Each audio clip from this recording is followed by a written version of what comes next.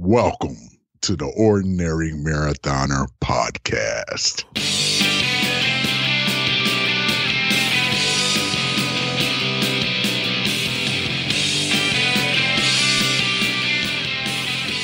Hello and welcome to the Ordinary Marathoner Podcast. My name is Scott. I'll be your host today. Got a great show for you today. I got not one, not two, but three amazing guests for you. I'm going to bring them in just a moment. As always, you can find this in the back episodes of our podcast at our website. It's called ordinarymarathoner.com. Check it out if you get a chance. You can also find us over on YouTube these days. Got our own YouTube channel. Love it if you head on over there and subscribe to it. We're posting all of the podcasts in audio form only. I know a bunch of people have been listening to them too. That's pretty cool. And also got a few videos up there. We're going to be doing a video series with Stephanie. Once that ordinary baby arrives, she'll be doing the Couch to 5K program, probably in early 2019. So we're very excited about that. That's coming up. And what else we got? You can find me over at Twitter at OrdMarathoner. That's ORD Marathoner. Follow me there. I'll follow you back. Or check out our discussion group on Facebook. It's called Ordinary Marathoners. It's a closed group, so you got to add yourself to it, but we approve you right away, and you can join the conversation over there. It's a great group, a very supportive group. Lots going on over there this week. We had Katie Mayo finishing the Marine Corps Marathon. Her goal, we had her on the podcast a few weeks ago. Just to refresh your memory, her goal was 6 hours, and I believe she was like 5:42 or 5:47, something like that. It was, a good 10 plus minutes through 6 hours. So congratulations to Katie for reaching your goal. And also congratulations to Jen Bergstrom. She ran her first 100-mile race, the Javelina 100 in Arizona. Incredible job. We're going to have both of them on the podcast in the next few weeks, and look forward to having them on. This week, like I said, we had three guests. Now when you have multiple guests on and you're doing it from remote locations, you do have, I use Skype and we do a group call.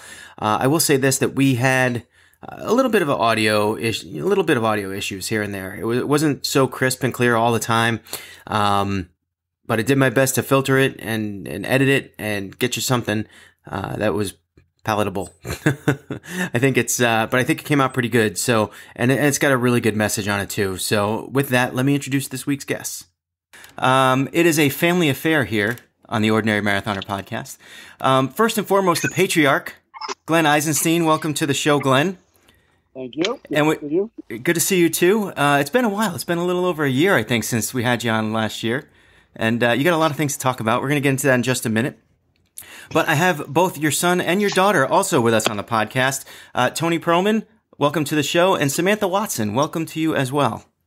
Thanks, Scott. And I think a lot of you guys will know Samantha. She's actually the head of the samfund, who you guys helped us out so much with Ordinary Marathon. I know we've kind of been involved back and forth. We're going to get into what your foundation does and all the good things about that. I know that all of our listeners are going to want to hear. But we're going to start with you, Tony, if you don't mind. Sure. Congratulations, my friend. First marathon this past weekend, Marine Corps Marathon. How excited are you? It still hasn't hit me yet. I'm still sore. Still very sore. So you're on 2 days rest here, right? This is like the second day. Yeah, this is the second day. It still hasn't really sunk in yet. It's funny because talking to people looking back on it, I was running for a very long time. I mean, it was almost 5 hours, and I remember maybe 5 minutes of it. Like, I didn't realize that I apparently had blacked out during 4 hours. But I remember every high five that I whiffed at, and there's actually video evidence of. So the 30 seconds of video of you crossing the finish line, it's funny because I just completely whiffed at the high five at the end. Was it a Marine? I remember that. It was a Marine. Yeah. Yeah, it was. And it's blatant. Like, there's no hiding it at all. So how do I even ask you any questions about the race if you don't remember it? I remember I broke the cardinal rule of not eating anything new that they hand out on the course. Right. Because at one point I remember just grabbing jelly beans. Don't know why I decided on the jelly beans, but I was up until that point I hadn't gone past 20 miles. I had done my 20-mile run 15 days ago, and up until that point I had always ran without stopping to whatever my previous longest distance was. So 16 miles before that and 12 before that, and so on and so forth. So I had a little bit of a different game plan, which was I knew after the half mark that I wasn't going to make it 26.2 miles of just constant running, because when I did my 20, my knees started to give out when I hit 18. So mile marker 14, I started to sort of slow down a little bit, and because I broke my PR at my halfway mark, and mile marker 14 was probably where I started to slow down, try to keep my knees loose. I went on a bathroom break, which was the first time I had taken one of those on a run. The porta potties are really fun. Yeah, especially when you're like sort of towards the back of the pack, and everyone has already been through them already. Yeah, exactly. So I know the feeling. I speak from experience. Yeah, I hear they're worse at Ironmans actually, so that's gonna be interesting. So so mile marker 14. Go ahead. You said you broke when you said you broke your half marathon PR. Did you mean so you ran a half marathon, and you ran in your marathon? You actually ran the first 13.1 faster than your half marathon PR? Yeah. So when I did the half was the reason that I signed up for the full. 4 months ago, I signed up for the Army 10 miler because 4 months ago, 10 miles seemed like a really long distance. And as we were preparing for that, my friend Courtney, she's done a half Ironman, but she does some run clubs and stuff. She told me about the Navy Air Force half marathon, and then like a week before the race, we're like, oh, we'll sign up for that. Me, one of my coworkers, Ian, and Courtney. So went out and I did that at like 2:13 just under 2:15, so 2:13 and change. And then on Sunday I hit like 2:09 on the half. So it was, I was pacing where I wanted to finish. That's not bad. I mean, to go 2:09 and then to get under 5 hours after you had to walk and use the bathroom and all. I mean, that's pretty impressive. I mean, did you have a goal going into the race? Finish. Yeah, no, I mean, that's when it's your first, when it's your first, that's the goal. But to sneak in there just under 5 hours is it seems like, you wonder if you were like kind of on a mission to get that 5 hour mark at the end there, or 100%. I was like a hawk on my watch. Yeah. Because in the first 3 miles, we had picked up an extra third of a mile. Yeah. So my final distance was 27.14. Yeah, that's annoying. And I knew it's awful. And I knew it throws off your math like crazy. You're probably a smart guy. I know your dad, so I know you're probably a smart guy, and it throws off your math. Like couldn't do. I was trying to. The good thing about trying to do math when you're that tired is it passes the time pretty well. True. And around mile marker 24, I knew that I wasn't going to hit the 4:30 mark, even though that was a lofty goal. My goal ultimately was always to get under 5 hours. So around mile marker 24, 23, I was doing the math in my head, and I knew that I needed to pick up the pace. At that point, what I felt like was sprinting was really about a 10:15 pace. So I went from doing about a 13:40 pace to a 10:15 pace for the last 2 miles. And if you've done Marine Corps before, they tell you about a hill at the end, and I thought that was the 3/4 of a mile gradual incline. No, on the last. So I get to the end of the gradual incline, and I don't see a finish line. I have no idea where the finish line is. And then I look up, and I cursed every possible curse word I could. Yeah. And I looked at my watch, and I knew I had 1:58 to make it up from the bottom of the hill to the top of the hill. You got that. And I went, there's no way I'm doing this. You got at that. all. Well, what's interesting, guys? Just so Glenn and Sam and so listeners know, like the hill it's maybe like 100, 200 yards. It's not far.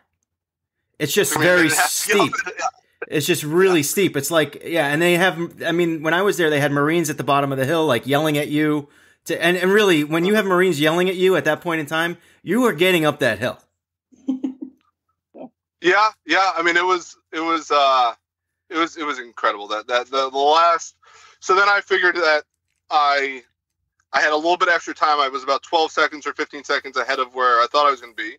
So I wasn't going to die. Pull up at the end, and then I hit the dreaded first marker, and then I see 4 other markers, and I go, well, oh shit! Like, is this the right one?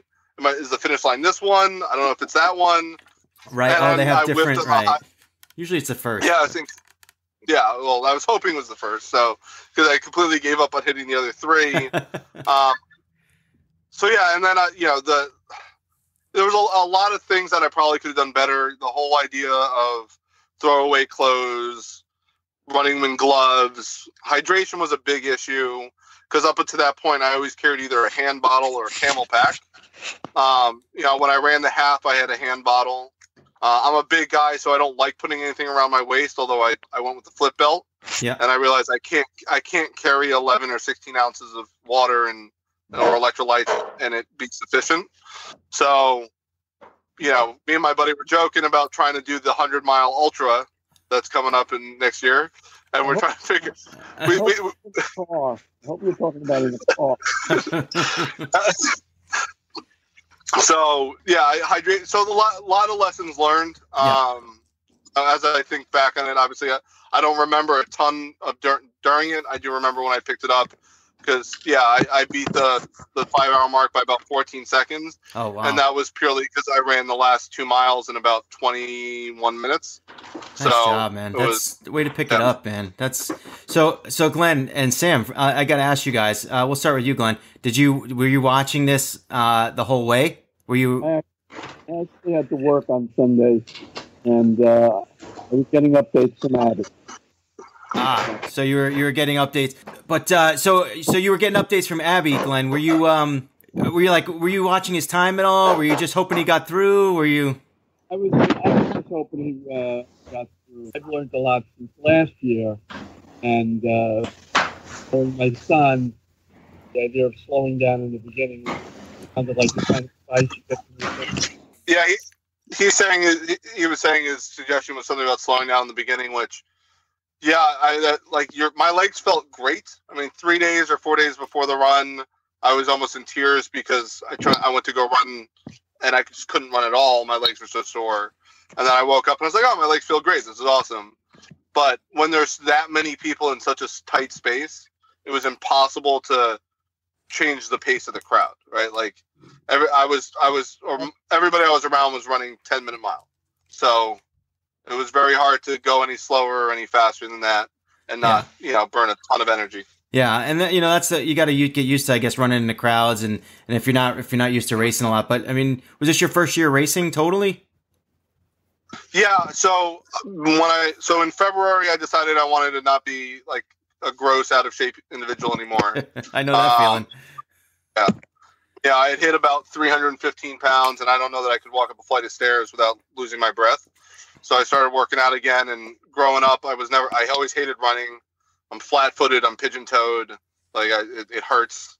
Makes none you of the tired. sports I did it makes you so tired. And it was funny because I read something, and it's about that success in this is about just not failing. And I sort of take that mindset. Like, I'm not looking to win any of the races. I don't, my whole mindset is keep my heart rate under control. Because if I can keep my heart rate under control, I can go for a very long time, and just never get to the point where I just can't take another step. Yeah. So, it's great. Yeah, this all sort of been the last 4 or 5 months. And I had more left in the tank. I mean, that's the funny part is I probably could have. I mean, I didn't. It hurt more to stop running than to probably continue on at the end. Yeah. Yeah, that's it's funny. You learn a lot about yourself. You learn a lot about the pains and everything. Now, did you run through the Blue Mile? Do you remember that part? I remember the Blue Mile. I remember the part in the Blue Mile that really got me going. Was so before we get into it, let's for Sam and Glenn. So in the Marine Corps Marathon, they do like a whole mile where they have people on the side holding American flags.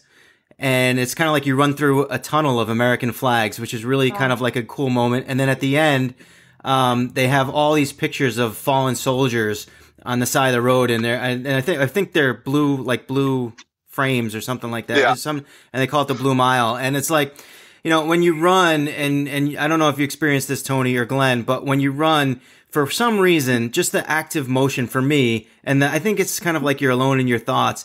like it stirs up emotion, and you get like very sort of, you're in like a different sort of emotional state, I think. And it really, when you see something like that, it kind of is moving in a way that you can't, that it wouldn't be as moving if you just walked the park and you saw it. It might be a little moving, but for some reason, when you're doing something like this and you're in the middle of a marathon, it's an incredible feeling. Where is it during the marathon? So I think it's like mile 13 or so. No? Yeah, so it was right around there. So it was at the it's at Haynes Point, which Haynes Point for me is an interesting place because that's where I do most of my training on my bike. And I'm convinced it's 3.5 miles in a circle, and I'm convinced it's uphill both directions only when I run it. And I didn't know really what the Blue Mile was, but I sort of figured it out when I saw the signs. And I will say that it felt like it was longer than a mile, and there were certainly way too many posters out there. I specifically remember seeing the Pat Tillman sign, and one of my favorite books is Where Men Win Glory, written by Krakauer, about the Pat Tillman story, and that gave me a pretty big boost. And one of the things that's important about that Blue Mile, and I assume it's a rule, although is that it was just basically silence. There wasn't really much going on for cheering or anything like that. It was very solemn. Yeah, I don't think it's a rule. I just think it's just, that's how you feel. Yeah. I made it through the Blue Mile, made it through the flags. I went to fist bump somebody and whiffed. I remember that very well. Your arms are heavier than you expect them to be. I don't, it was, my body thought it, so it was, but it was interesting. Way too many signs out there with really young kids on them. Yeah. Yep. And when you're there with just your thoughts, you got a lot to think about. But the Blue Mile was, they do it right. Yeah, they definitely do. It just stirs your emotions and everything. Well, listen, I want to say congratulations to you. I do want to move on to Samantha for a bit. And if you stick around, Tony, I'd love to chat with you about Ironman too. I know you're thinking about potentially Texas. Too soon.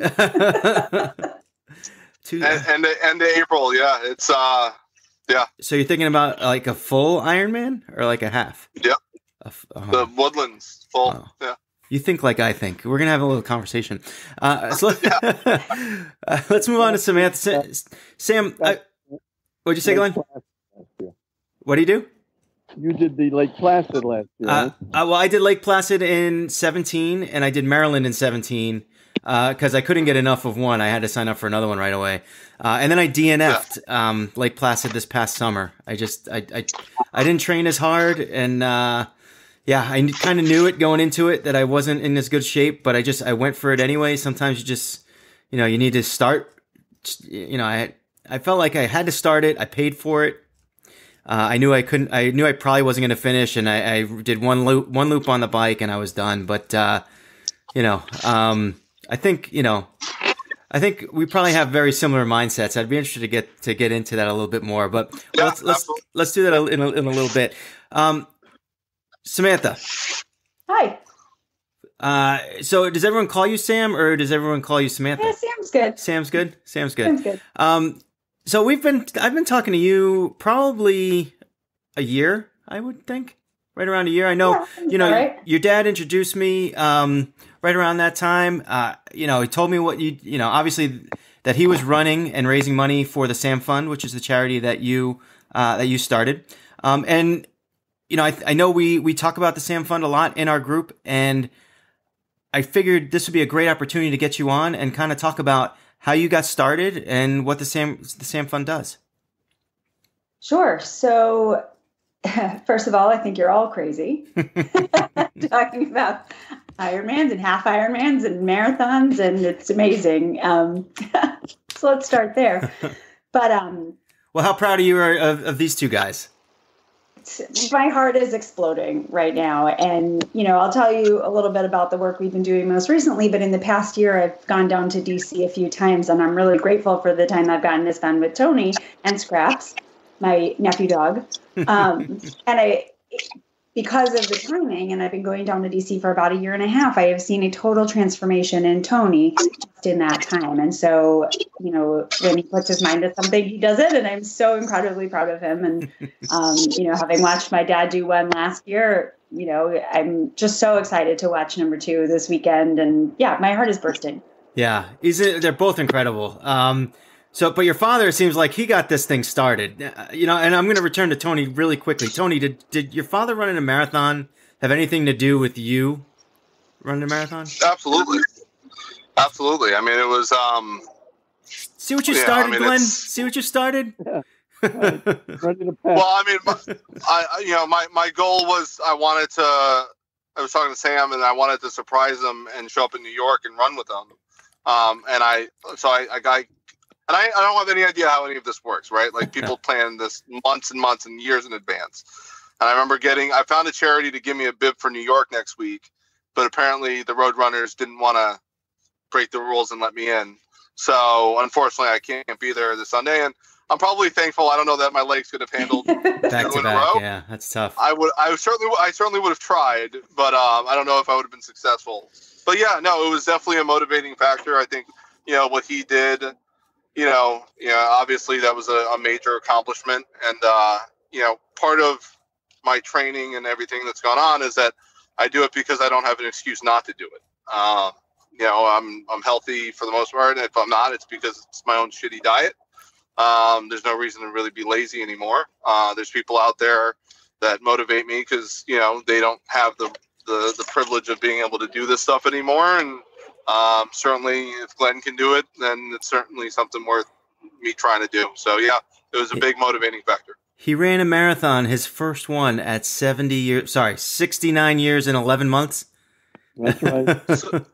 So quick thing. So with all my training and everything, I never ran outdoors ever. And I never ran outdoors or even ran on a treadmill without music. And I used to use music to sort of pump me up because I figured, okay, if I can run really hard for a mile and get over with it, then I'll try really hard for 2 miles. And that's the wrong way to train. And I was in New York for a samfund event in May. I almost went to that one. I'm actually really sad that I couldn't make it. We had prior plans. You were the very first to buy a ticket too, Scott. Was I? All right. All right. Wow. So I was staying with them in May, and after the event, I brought my running shoes. We ran. I assume it was the East River. I get the rivers mixed up. And that was the first time I ever ran outdoors and ran without music. And I realized I just did 4.5 miles or something like that, and I probably could have kept going. And that's where I realized that it was possible to keep doing this. And that gave me the confidence to come back to DC and start training outdoors and get rid of the treadmill, get rid of the supplements. Because you rely on like pre-workout mix and stuff to like get you psyched up. And now it's all about heart rate and control. And so that was a big milestone in my training, was that run in New York. Nice. So it sounds like you're running in part because of the inspiration of your dad, who ran from the inspiration of his daughter. So let's get back to you, Sam. I never even answered your question. I know. No. I totally derailed it. This is what I do. I'm a horrible host. But I mean, here's the thing. It's actually a perfect starting point, because what Tony just said is spot on. I mean, being able to run a marathon in any place at any speed, and even being able to try to run a marathon says so much about health and wellness. And I think, having come from a place that is the opposite of that, it's inspiring to see. And it really just means so much when people choose to do it because they can. And I think, as you know, I was diagnosed with bone cancer when I was in college, and I was never. Why don't you tell that story? Because if you don't mind, I know it's really personal. No, not at all. I was never a runner, just to be clear. And even if I hadn't had it, I probably would not be doing a marathon. But when I was a senior in college, I was diagnosed with bone cancer in my leg, and it was a very rare form of cancer. There are about 300 cases a year, mostly in younger boys, and it threw all of us for a loop because it was not anything any of us saw coming. It wasn't something that ran in the family. There was no indication. that this was going on. And I got the diagnosis in the middle of my senior year, had to leave school, went through chemo, went through surgeries, had to learn how to walk again, the whole thing. And when I went back to school, I had 1 semester left and really was like a fish out of water, even though I had very wonderful friends around me, and the administration at Brandeis could not have been more supportive and wonderful.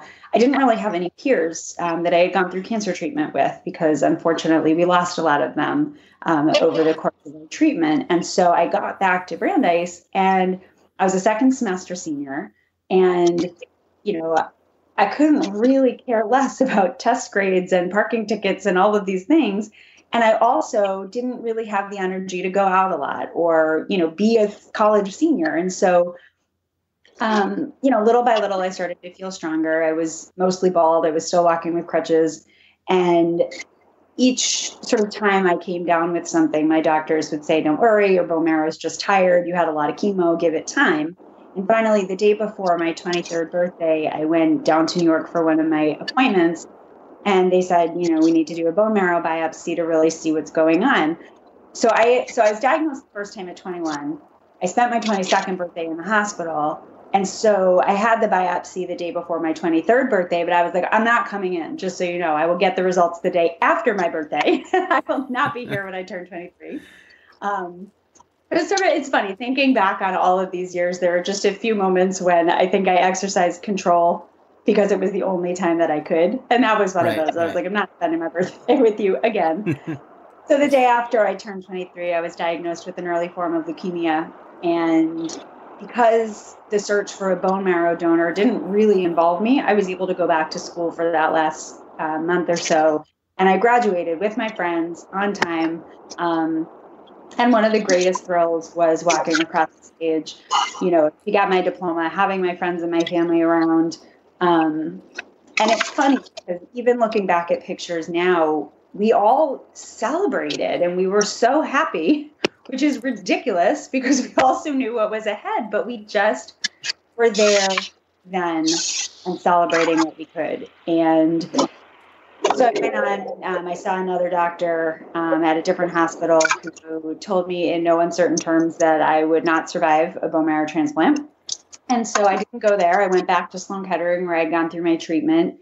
I graduated from school, and this was sort of the summer of 2001. And I went through my bone marrow transplant in August of 2001. And I went through a lot of chemo. My mom always tells me that I sort of sell this part of my story short because I don't go into detail about just how awful it was, but I don't really like to do that. It was pretty terrible. And I spent about 3 months in the hospital, and I was really sick and really scared. And I had really, really good people around me all the time. And that's the part of my story that I remember the most. And, this was sort of pre-social media and probably kind of pre-email because this was 2001.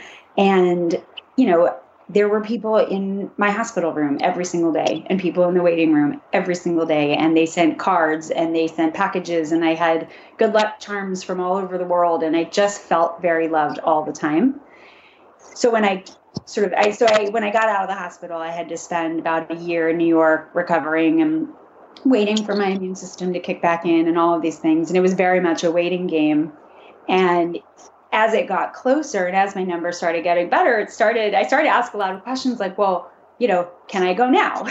Can I leave now? When do I get to go? And then when they finally said, okay, I was like, well, shit, I have nowhere to go. Like I had already finished college. I had not started working. I knew I wanted to come back to Boston, but I didn't have anything, to go back to. And so I was very, very fortunate to have just a great support network in Boston. And I had a friend who was looking for a roommate and another friend whose company really just wanted someone who could speak Spanish. And that was my only job qualification at that point. So I got hired over the phone. And to be clear, I feel like I always like to sort of qualify things from the get-go that, I'm very, very fortunate for 8 zillion reasons.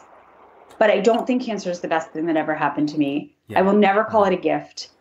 I don't think it happened for a reason. I think a lot of times, because I am generally a pretty positive person and can certainly point out the parts of my story that I'm most grateful for, I'm not glad that I got cancer. It was one of the hardest, worst things I have ever been through, and I would not wish it on anybody. And I always feel like it's important to put that out there because I don't want to sound like I'm sugarcoating it. And at the same time, I'm very grateful for many, many things. And so one of the things has always been just having my people, around me and helping me.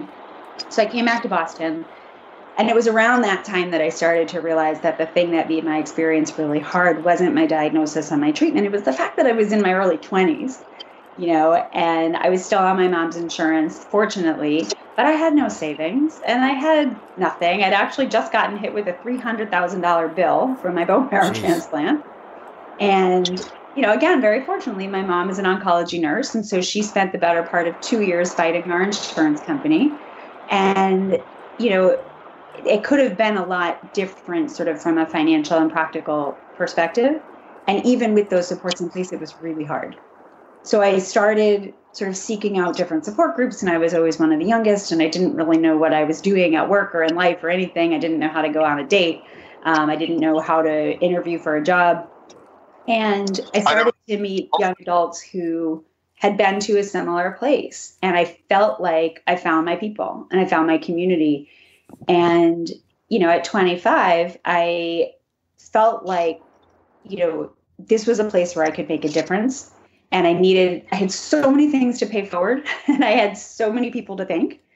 And so really all I wanted to do was create a fundraiser to help young adults that were struggling after treatment. Because that's kind of the point at which everybody forgets about you because you look fine and therefore you must be fine. Yes. I'm gonna stop you there. I'm gonna just ask you two questions because I don't want to forget them. Number one, now I know that, your dad and your brother run, but, is it the cancer? Like, is it the leftover part of the cancer that are you unable to run because of that, or?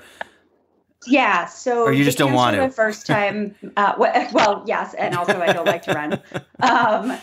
The excuse is that the bone cancer that I had was in my tibia and my right leg, and so they ended up taking out about 6 or 8 inches of my tibia bone, replacing them with a cadaver bone. If you see the x-rays, they're crazy. I have at this point probably, 20 screws and plates, and it makes airports hell. What's that? It probably makes airports hell trying to get through. It's funny. It doesn't. I don't understand why. I think because they're titanium, but I always feel like it should.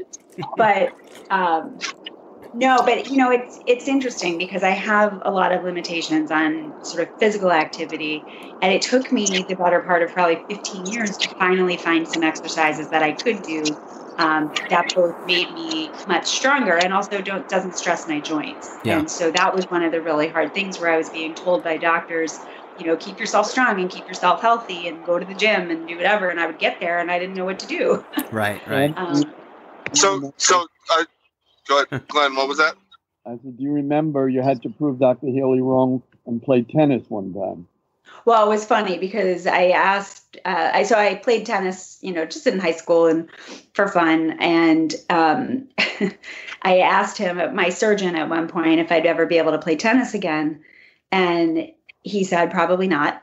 And when he left the room, the fellow, and I don't do well when someone tells me I can't do something, but I also, I'm not necessarily out to, defy any more odds. I'm good with that. I don't need to, prove everybody wrong by going and running a marathon with my brother or anything. I'm perfectly happy to cheer everyone on.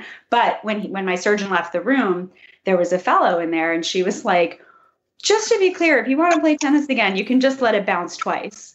And so I have played since then. And it's a different game when you have to time it, and let the ball bounce twice. But I have found a way to continue doing the things I love to do.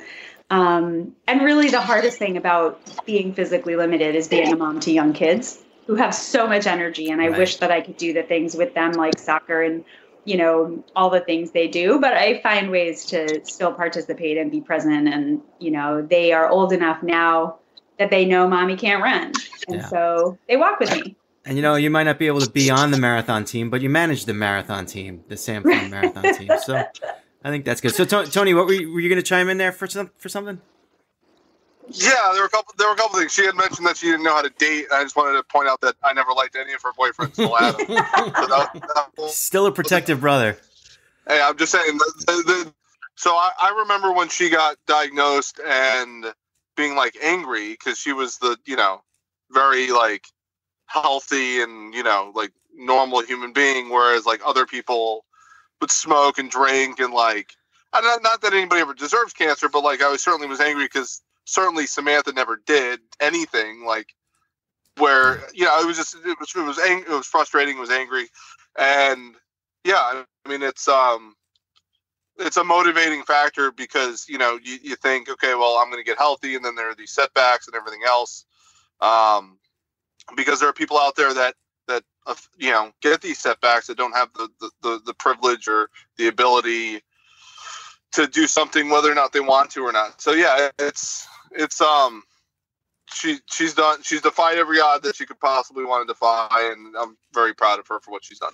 And, support dating choice. So I think we can kind of see where this is going here with the SamFund as well, because you make a good point. Like a lot of people talk about when and we've ran a lot of races for Determination, which is the American Cancer Society Foundation, the American Cancer Society's charity running team, and a lot of the discussion is always about the diagnosis, the treatment, and how hard it is to get through the treatment, and then the recovery. And you never hear sort of that after the recovery part, right? And I think that's kind of where your charity is unique and comes in. So you're talking about a fundraiser. So let's pick it up at the fundraiser. Right. So I wanted to do a fundraiser to give the proceeds to an organization that was supporting young adults after treatment, because the two things that were clear to me was that, number one, nobody was really focusing on young adults. And it's still true today, unfortunately, but especially almost 20 years ago, it was peds or adults. And so young adults just sort of were falling through the cracks. And then the whole aftermath, when you look fine, and especially with something like cancer, that's such a physically obvious disease, when you look fine, then nobody's offering help anymore. And it certainly becomes harder to ask for it. And so I didn't find any organizations that were doing that. And because I was 25 and not afraid to try anything after having had cancer, I was like, well, all right, well, I'll just start one, which is really, really not the most glamorous way to start a nonprofit. But because nobody was doing it at that time, and because I had really good people around me who helped from the first moment I had the idea, it got off the ground really quickly. And, really the gist of what we do is that we help young adults not go broke from having gone through cancer. And when they go through it at a stage in life where they had pretty limited financial stability to begin with, because most 20 and 30 somethings I know don't have a lot of savings anyway. When you add illness to the mix and you're out of the workforce for a period of time, and you're not really super competitive in the workforce to begin with because you're in your 20s, and you don't have savings, and you're too old to be on your parents' insurance, young adults fall through really every crack there is. And so our biggest program's a grants program. We're actually gearing up to award our $2 millionth, which is really exciting. Wow. And at the same time is also just the tip of the iceberg, because there's so much need. And, it turns out that young adults are diagnosed more than 70,000 times a year. And to put it in the context, there are about 16,000 kids that are diagnosed every year. And there's so much money in research and education and awareness. And there should be. As the mom of young kids, absolutely there should be. But there are almost 5 times as many young adult diagnoses, and we have the lowest survival of any age group. Our rate of survival is increasing at the slowest pace of any age group. And nobody's really dedicating a whole lot of, research dollars or support dollars to young adults. And this is sort of the age group that's on the cusp of everything for the rest of their lives. And without support, we hear from so many young adults who are about to declare bankruptcy, who are about to lose their home, who can't feed their kids, who are living on their parents' couch if they're lucky. And so what we aim to do is just provide a little bit of support at that moment to just sort of change direction for them. And from there, they're able to go on and, do pretty amazing stuff. But what we've started to do, and the reason I've been in DC a lot this year, what we've started to do is find opportunities to use what we've learned over 15 years and start to inform change on a bigger level, because even if we could help every single person who comes to us for a grant, which unfortunately we can't, there's still so many more people that need help that aren't finding us. And so one of the things I'm most proud of in the last 15 years is recent legislation we just helped to pass, which we worked with a group called Critical Mass down in DC, and we've been working with them for about a year. And the long story short is that on October 1st, it was signed into law that anybody going through active cancer treatment who has outstanding federal student loans will automatically qualify for a 6-month deferment on both the student loan payment and the interest accrual. And what's really exciting about it is that the samfund is really, we were just intimately involved in the effort behind it. And now everybody's coming to us with questions, and everybody's coming to us for information. And it just puts the samfund in a really exciting spot. And I hope that it's the first of many more opportunities to prevent these crises from happening in the first place. Yeah, and I know, from last year, I mean, probably a big source of your fundraising has to go with that 70-year-old guy running marathons out there. He's not going to be able to run these forever. Sorry, that's a high bar. That's for sure. And, my dad's success last year in Chicago, and he raised almost $100,000 for the samfund. Incredible. Put us in a position to get a team for the New York Marathon this year. And we really tried to leverage that success to say, if one person can make this much of a meaningful impact, imagine what a team can do. Yeah. And if this one team can do it, imagine what multiple teams can do. And so I'm hopeful that this is really the start of some great momentum. And I'm just proud as a daughter and grateful as, the samfund that we're on this path to really, see Team Samfund change things for the samfund altogether. Yeah. That's great. That's got to be a great feeling. I purposely, I paid for my bibs the old-fashioned way. I didn't know that there was ways to raise money for charity and all that stuff. Obviously, I know that it's something that people do, and I'd love to run a race with Glenn. But one of my first messages afterwards was that, any marathon, any bib that the samfund has, you got me to hopefully carry the torch for whatever races you want. And, at least now I don't feel weird about asking people for money. But you can have mine for this Sunday. I'm pretty sure the road runners have me on blacklisted at this point. But facial recognition, you'll be going down. Yeah. Thank you, Tom. But so I'm looking forward to that, because it's weird, right? Like I didn't even really want people to come to the race, because if I failed, I wanted to fail privately. So I certainly didn't want to ask anybody for money and then go try and run a race. And I certainly am not going to try and raise any money for the Ironman. I figure, but at this point, I feel confident enough that I can do another marathon and hopefully do some good out of it this time. Yeah, and one of the amazing things that we see too in watching, our Team Samfund runners and bikers and rowers and anyone who's done an event over the last few years. Nobody likes to ask for money. I don't like to ask for money either. Part of it is, when people share the effort that they're choosing to make, just in terms of finishing a marathon, people want to support that. And that's what we've seen, is that's how people who can't be there in person cheer you on, right? And then to take it one more step and say, this is a charity that I'm fundraising for because it means, a lot to me for any number of reasons. People give generously, and they, it's become so much more a common thing now that it's, people are accustomed to being asked. And I think a lot of people also are like, well, I'd rather donate than run myself. So sure. It's certainly it's a major portion of the sport, is a lot of people run these races and raise money for a charitable cause. I actually met my wife, Stephanie. She was my fundraising mentor for American Cancer Society the first time I ran a marathon. We raised a bit of money there. Now, I'll tell you, though, it's a little bit harder. And Glenn, you've probably figured that out a little bit this year. A little bit harder to go to the same people year after year and ask them for money. And I have a little saying, which is the first year I asked and they gave me $100. The second year they gave me $50. And the third year they gave me the finger. It's very hard. You can't go so many times to the same people. That being said, we've always tried to be charitable, through Ordinary Marathoner. We did the Ordinary Marathon last year. Sam, you guys were a sponsor. That was incredible. The one thing I did want to announce today, and it was that, last year we raised money for American Cancer Society during the Ordinary Marathon.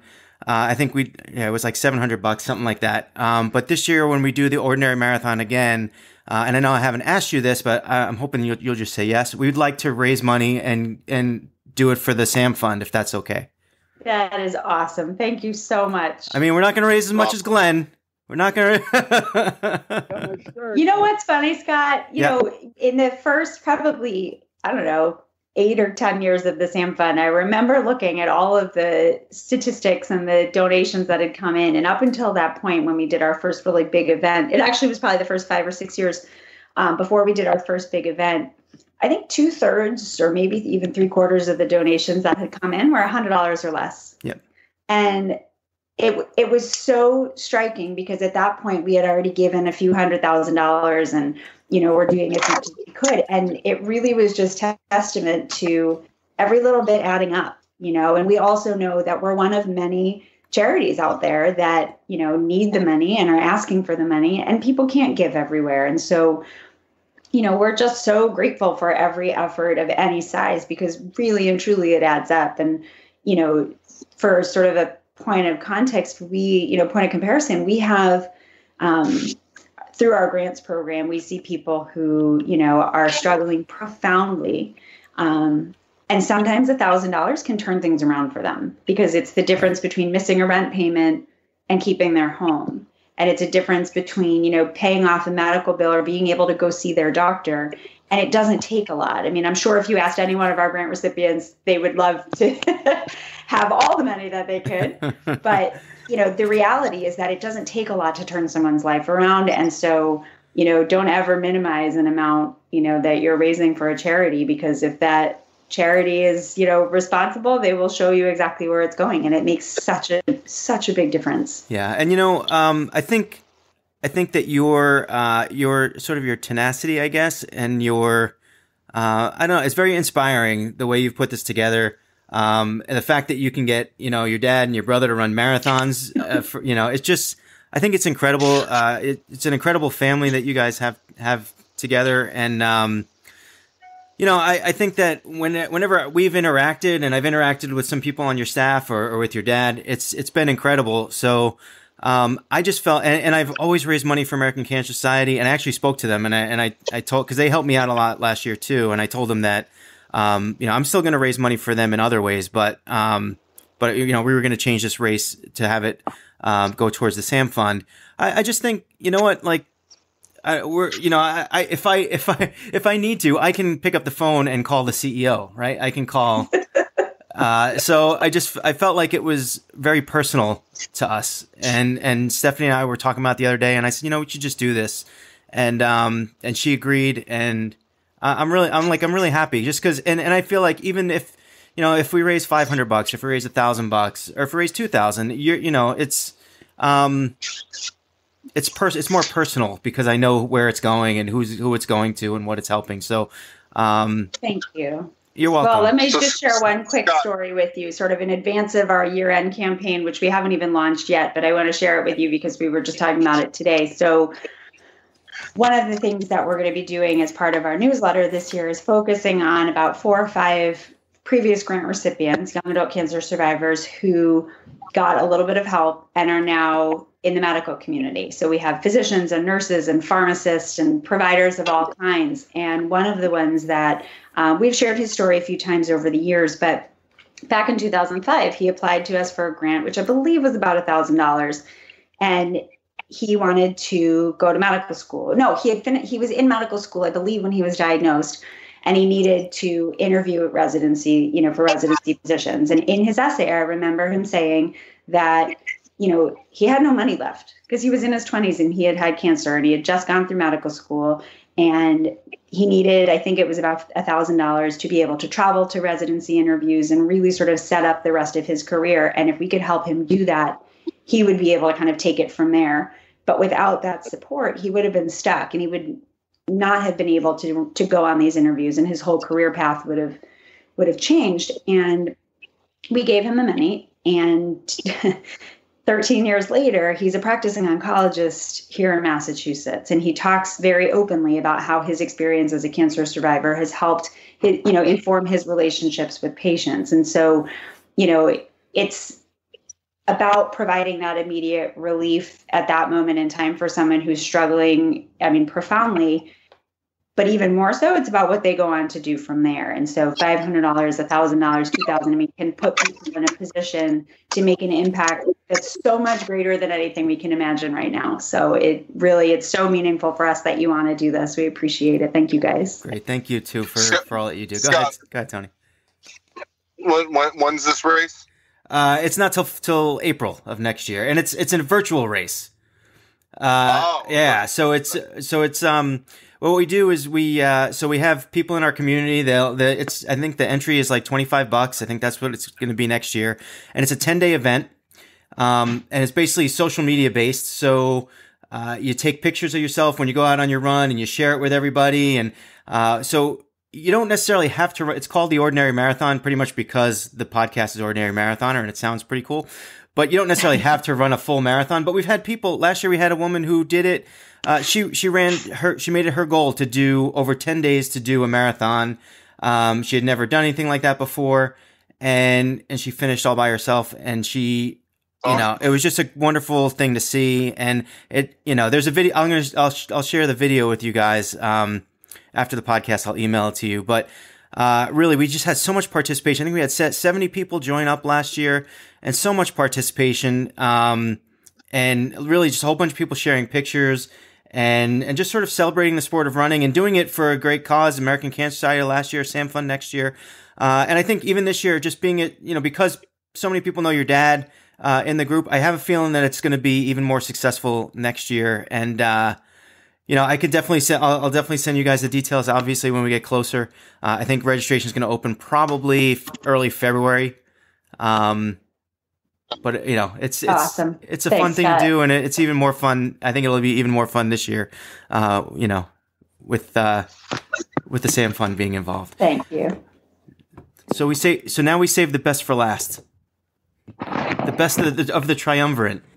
How are you gonna one up these two? I don't know.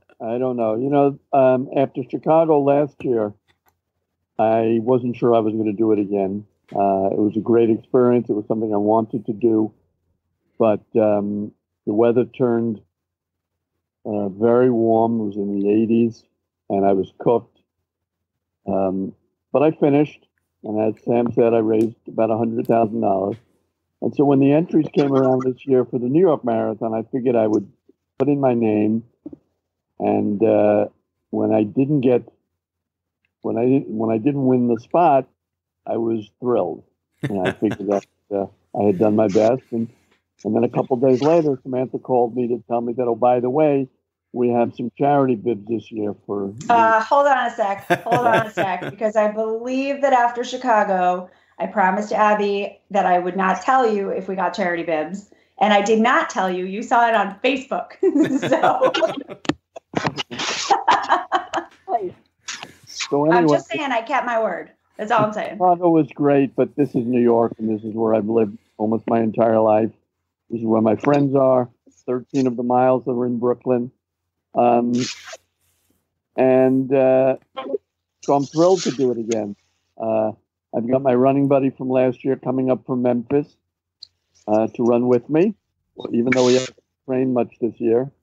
And I'm really looking forward to it. The motivation last year was I wanted to honor my daughter and some of her friends through the years, and do it by doing something that, I often think that there's nothing she can't do. I mean, I watch her as a mother. I watch her running the samfund. She's amazing. And this year, adding to that, the work she's done in Washington. But I'm thrilled to be doing it again. The fundraiser is going well. We're over $23,000 of a $26,200 goal. Which will be matched. Wow. And just like last year. And I've trained the right way. I've My nutrition is better this year. The weather is going to be perfect. It's going to be in the mid-50s, no rain. And I've made some great contacts through Scott. We're actually we're having a celebration dinner Sunday night that one of the members of the Ordinary Marathoners is. I've invited her, and she's coming with her sister and her nephew. That's Debbie Early. Oh, I love Debbie. Yeah, she's going to come Sunday night. She's been a big supporter of the samfund through Ordinary Marathon. And, it's I've reached a lot more people this year through social media. A lot of the contributions have been smaller, but that's fine because each new contribution is another name to learn about the samfund, who learns about the work that my daughter has done through the years. And going forward, that's what we're all about. I want to go back one second. Samantha glossed over her treatment at one point by saying that, she had the transplant in August of 2001, which was 18 months after this whole thing began. And to put it in time perspective, 2 weeks after her transplant was the 9/11 bombing. Yeah. And, we all lived through that. It was an amazing time. And a couple of weeks after that, she was given the okay to leave the hospital. And as she said, she spent the next year in New York City with her, living up 86th Street with her mom. And about the following year, the doctor said, go, live your life, do what you want to do. You're fine. And she could have gone in any one of different ways. And samfund is a testament to what she decided to do with her life. I just want to speak for a second about the names that I wear on my chest. I have this shirt that we made up last year. There are 7 names on it that went through treatment at different times with Samantha. But their battles ended differently. And so I run to honor them and their memory and their spirit and the way they battled. And I've kept in touch with several of the mothers who have been big supporters of the samfund. And, they inspire me. My son now inspires me because a 5-hour marathon is, I'm hoping to get to the 59th Street Bridge in 5 hours. I don't know. My only, I remember when he talked about not remembering things and doing the math. I remember about 3 or 4 miles to go in Chicago, and that big ugly bus pulls up, with the loudspeaker telling you that it's time to move to the sidewalk. No water left for us. The people who needed it the most had no water. Yeah, we talked about this last week actually about how races in the back of the pack when you're in, they pull the timing mats and things like that. Oh, yeah, it's unbelievable. To put it in perspective, by the time I get into Manhattan, which is 16 miles from the start, I'm sure that whether he's from Ethiopia, Nigeria, I'm sure that the winner will be home having with his family. In Kenya. In Kenya. And I wish him well. But it's not about, for me at this age and at this point in my life, it's about finishing. Going back to something Tony said, one of the things I was warned about by people who've done this before me and who've coached me is don't high five, don't reach out for anybody, save every bit of energy you have. That in mind. Well, the other thing that they don't really tell you about are the photographers. And there's a reason that I haven't posted any pictures is that it doesn't matter whether it was the Army 10 miler, the half marathon, or the full marathon, is that somehow in every picture, there's either somebody with one leg in a wheelchair, a little old lady in a tutu. But I try and seek out the Kenyan team so I can get photographed next to them. But in every photograph, somehow it looks like I'm racing against a little old lady, and I don't know. I have a good one like that Mac. for New York, where I'm just like I'm running, and there's like the people around me. They all look like it's like I'm in one of those zombie movies. Like everyone, Yeah.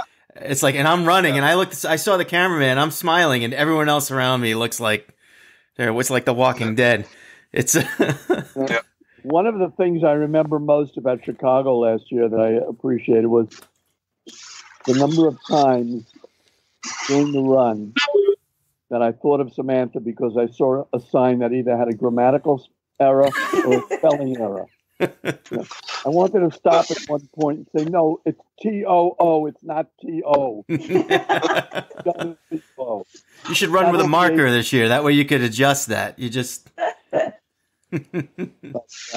Scott, it's funny because I don't spend a lot of time anymore thinking about my years in treatment because I don't want to, right? And because there are just a lot of things that are just really painful and really scary. And, my dad talks about my friends who I think about all the time.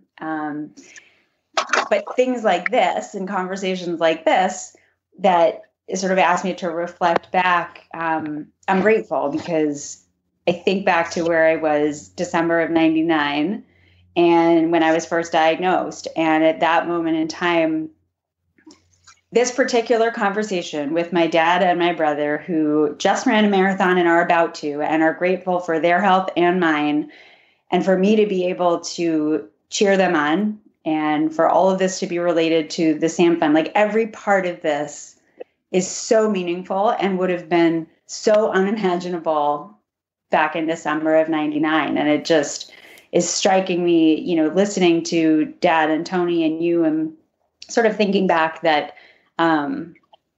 statistically, this was not supposed to be possible, any of it.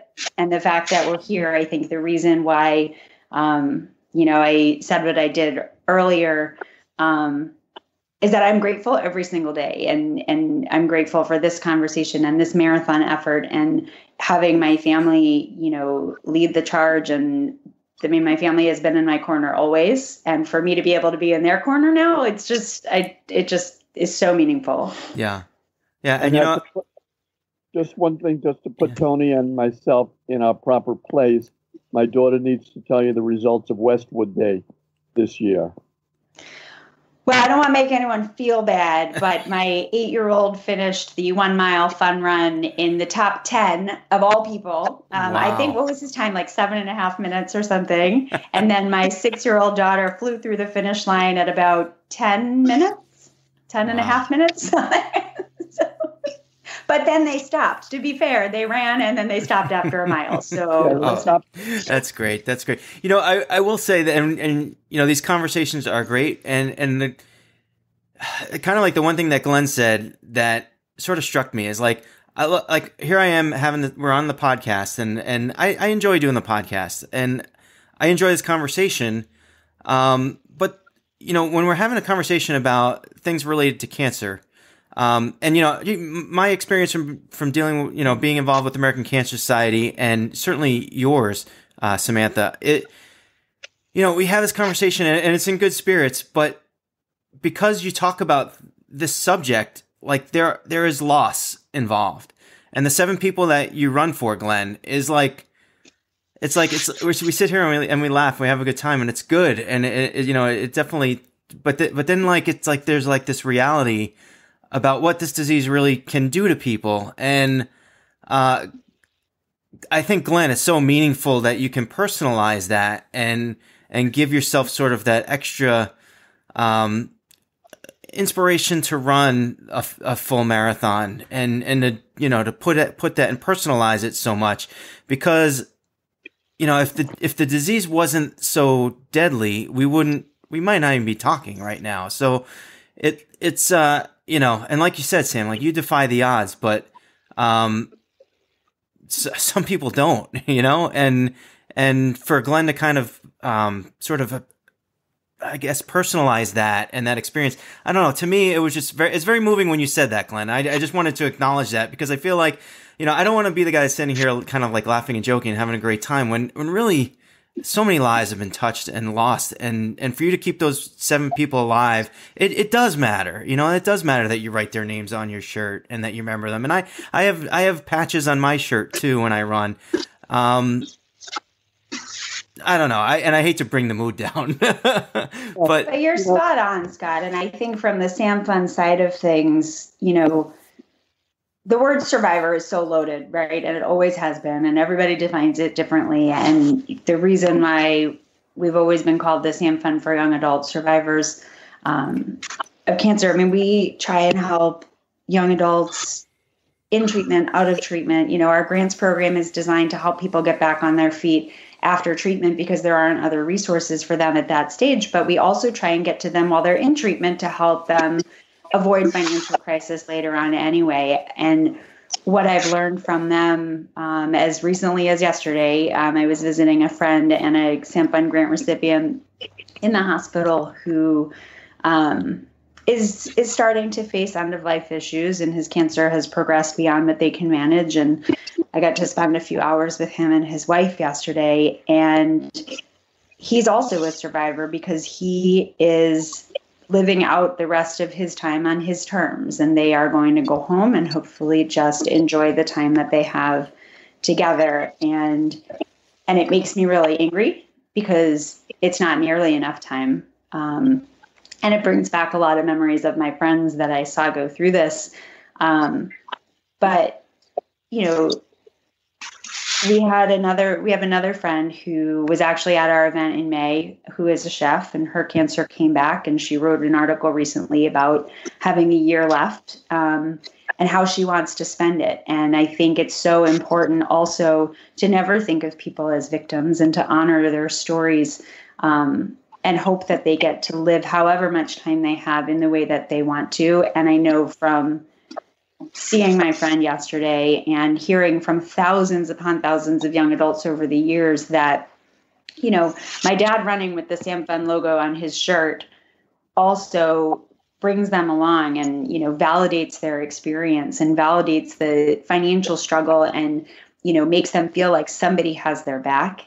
And I think that's such an important piece of Team samfund also. I mean, our tagline is cancer isn't free, right? Because nobody really wants to talk about the price tag that cancer brings with it, whether somebody lives years beyond their treatment or not. I mean, the financial devastation is huge. And to be able to run with, cancer isn't free and the samfund logo and, bring our whole community with them, I mean, is validating and empowering and just so, so important. And I think I realize I have so many thoughts because I just came from this visit last night that has affected me, hugely. But the reality, like you said, is that there's so many parts to this story, right? There's so many pieces to cancer, and some of them, we laugh about it, and a lot of them we don't. But in the end, we all do this together, whether we're the ones who were diagnosed or our family members around us and friends. I mean, that's what Team samfund really is about just community and having each other's back and validating the experiences they have and doing what we can to make it easier for as much or as little time as they have. I want to add one last thought to something. With Samantha's experience, even though she was over 21 when she was diagnosed, the particular kind of cancer that she spoke of that she was diagnosed with was considered a pediatric cancer. She said it mostly affects younger boys. And my memory is that as a result of that, she was able to choose to be treated on the pediatric floor at Sloan Kettering, which meant, one part, it meant that, either I or her mother were able to stay in the room with her, but also meant over the course of 18 months, that sometimes she had a roommate who was 2 years old or 3 years old, and sometimes she had a roommate that was 18 or 19 years old or her age. And so over the course of the 18 months, she got to know a lot more of the young boys and girls, and she might have had she been treated on an adult wing. Is that true, Sam? Yeah. Yeah, I mean, it's... go ahead, Tony. No, I wanted to add one other thing and sort of tie it into running that's helped me, and we all deal with things differently, is that, in the last, I'm 33 years old, and for the most part, I've been pretty fortunate. Not for the most part, I've been fortunate health-wise. it's funny, I started getting in shape and things started to like fall apart while I was trying to get into shape. And but running's helped me cope with other things and training and doing things. I mean, it's, even though I hate running, it's something that I can hate versus thinking about other things. And I shared it with Glenn. I didn't really share it with many people, but when I ran the half marathon, I had 4 stitches in my mouth because a week and a half prior, I woke up with like it was the weirdest thing. I woke up with like an M&M size lump on my tongue, and it freaked me out. I'm like, okay.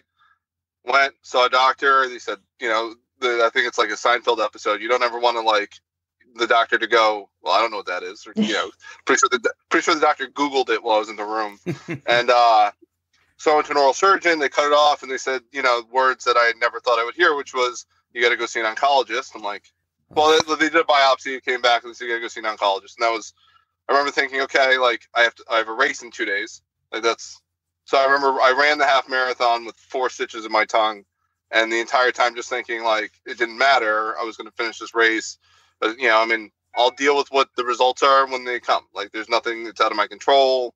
And running sort of helped me put those things in perspective, is that even with whatever else is going on in life, like I can still run, I can still put one foot in front of the other. And it goes back to what I said in the beginning, which is success for me is just not failing. And as long as I can put one foot in front of the other, I'll keep working on not failing. And that sort of helped me out. I mean, 10 years ago, had that happened, I would have probably grabbed a bottle of Jameson and, been pissed off for a week and a half. So now it's a little bit different, and, I handle things a little healthier. And that's a result of, this marathon training and everything else. So. Yeah, I hear you with that. I mean, I was like 39, 40 when I started running. I guess we mature at different ages. At all different ages, I guess. Some of us later than others. Yeah, I mean, I've kept you guys here for like an hour and 10 minutes, hour and 15. I know, Glenn, we didn't really get through all of your marathon stuff. Let's wrap it up kind of there, if you don't mind. So what are you thinking for Sunday? What kind of day are we going to get here from you? My coach told me last year to pick 3 goals. Yeah. The first one is always to finish standing upright, and the second, a realistic one. They've got me for about 6 hours. I would take that. But just finishing mile. I did the half mile in Staten Island a couple of weeks ago, and that went well. My training has gone well. You never know what's going to happen, but the fact that it's going to be 50 to 55 as opposed to 80 or 81. In Chicago, there was one point I think that I missed my daughter and my granddaughter as I was running, and that bothered me. I hope my other. We'll be better spectators this time. Now we know how to be spectators. So. All right. So I figure if I run slower, more people will see the SamFund logo and be able to read the name. That's a good reason. Anybody can spend 5 hours on their feet. It's much harder to spend 7 hours on Agreed. Their feet. You got to get your money's worth. Right. That's exactly right. Well, it's like 11, right? Like what? That's the other thing they don't tell you is you got to stand around for 2 hours before they even start, and then there's 2 hours of being corralled. I mean, it was a 10-hour marathon. Zagging that nobody ever told me about. I really think that when my watch says 26.2, I should be able to stop wherever I am. I completely agree. The last thing I want to add is I want to wish you well, Scott. I know that the baby is due. Yeah. Thank you. In a couple of days. Yeah. The November 18th is when she's due. Congratulations. Yeah. Thank you. It's actually, that's the reason we're not going to be coming to New York. We had actually planned all along to come to New York this week. To watch, we know a bunch of people in the race, and unfortunately, you told him that was not going to happen. we are on call, apparently. Best excuse ever. Congrats, Scott. That's awesome. Thank you. She wants to. Although there are. I told her there are hospitals in New York. Plenty of people have babies in the back of cabs, from what I hear. Not an Uber or Lyft. No, it's got to be a cab. It's got to be a yellow. But thank you, Glenn. And listen, I wish you the best of luck. The one warning I will give you about New York is, aside from the bridge, which we talked about, when you finish, you're not finished. It's like another mile going out of New York. Today I heard about mile 27. Yeah, mile 27. It's kind of annoying that they make you walk all the way around the park to get out. And you get out on the west side, on Central Park West, and you have to go down another 10 blocks or so to get it's especially if you wind up walking a lot of the last few miles, it's like, oh yeah, I finished. Here's my medal. You're not finished. You got another mile to go. But listen, it's mean. They don't. Yeah, it is. They don't tell you any of this. No, it's not in the brochure. There's a reason. But you know what? I mean, once you cross the line and you get the medal, for me, New York was the most meaningful. I mean, everyone wants to qualify to get into Boston, but New York is the one that everyone wants to run. So enjoy it. It's your city. You guys, all three of you have so much to celebrate from this week, but this past week and next week. I wish I could be there to celebrate with you, but I know you're going to have a good time. Say hello to Debbie for me too. I will. All right. I want to thank all three of you guys, Tony, Sam, Glenn, all for coming on. We did have some audio issues here and there. I'm going to try my best to fix it and make it nice and neat. But if any of you guys have final words for us before we go? No. Thanks for having me. I'm gonna go get in my Normatex. All right.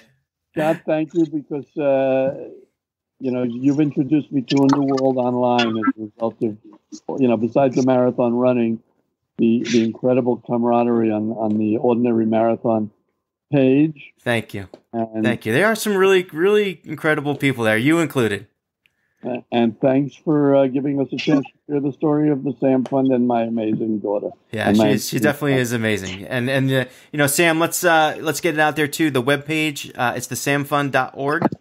Yep. Basically, every social media channel that we have is the samfund. So Facebook /samfund, Twitter /samfund. There you go. Google the samfund, you'll find us all over. But honestly, and I so appreciate the opportunity to talk about the samfund, but in no way have I done any of this alone. And nothing that we've done would be possible without everyone behind us. And so, Team Samfund and Ordinary Marathon and all of these efforts add up to really such meaningful change and difference and impact. And, we're just, everyone at the Samfund is very grateful. And personally, I'm so grateful. And thank you for this opportunity and for the Ordinary Marathon opportunity. And I'm just so excited for you guys and the baby. And well, thank you so much. Thank you, all three of you guys. I had a blast.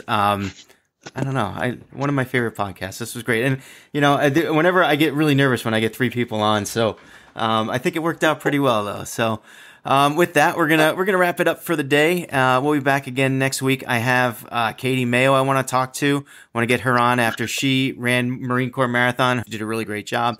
And Jen Bergstrom, who ran a 100-mile ultra marathon last week. We're going to get her on the podcast as well. And with that, we'll see you next week. And always remember, when it comes to running, I'm no expert. I'm just ordinary.